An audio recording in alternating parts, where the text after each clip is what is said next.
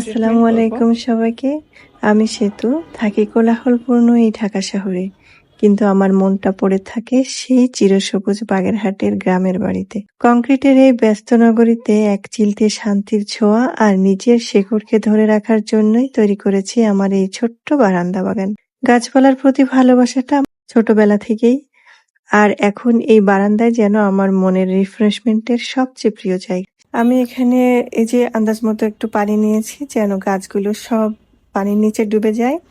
আর এর মধ্যে এই যে দেখিয়ে দিচ্ছি আপনাদেরকে, একে একে আমি দিয়ে দিব ইউরিয়া। এই যে পরিমাণ মতো আমার হাতে দেখতে পাচ্ছেন এতটুকুই দিব। আর ট্যাপ দিব, আর হচ্ছে এপসম সল্ট।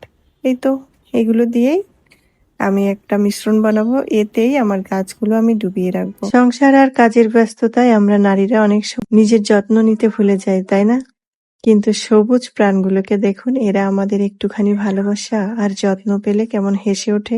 আজকে আমি আমার বাগানের একটা ছোট্ট ট্রিটমেন্ট বা যত্ন নিচ্ছি। কিছুদিন ধরে গাছগুলো কেমন যেন নিস্তেজ হয়ে পড়েছিল।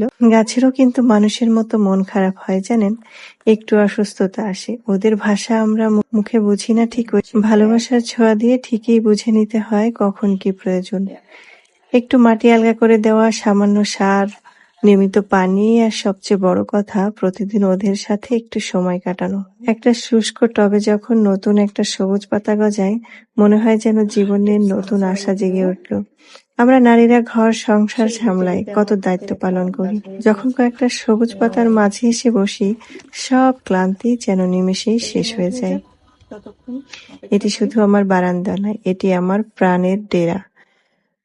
আপনারা যারা ভাবেন ফ্ল্যাটের বাড়িতে জায়গা কই, বাগান কিভাবে করব, তাদের বলি, এক চিলতে ভালোবাসা আর একটা ছোট্ট টবে কিন্তু আপনার মন ভালো করে দেওয়ার জন্য যথেষ্ট। আপনার ঘরে ও বারান্দায় কি এমন কোনো সবুজ বন্ধু আছে? আপনার বাগানের গল্প আমাকে কমেন্টে জানাতে ভুলবেন না কিন্তু। আজকে তবে এতটুকুই। সবুজকে ভালোবাসুন, নিজের যত্ন নিন। খুব শীঘ্রই দেখা হবে অন্য কোনো নতুন গল্প নিয়ে। সবাই ভালো থাকবেন। আল্লাহ হাফেজ।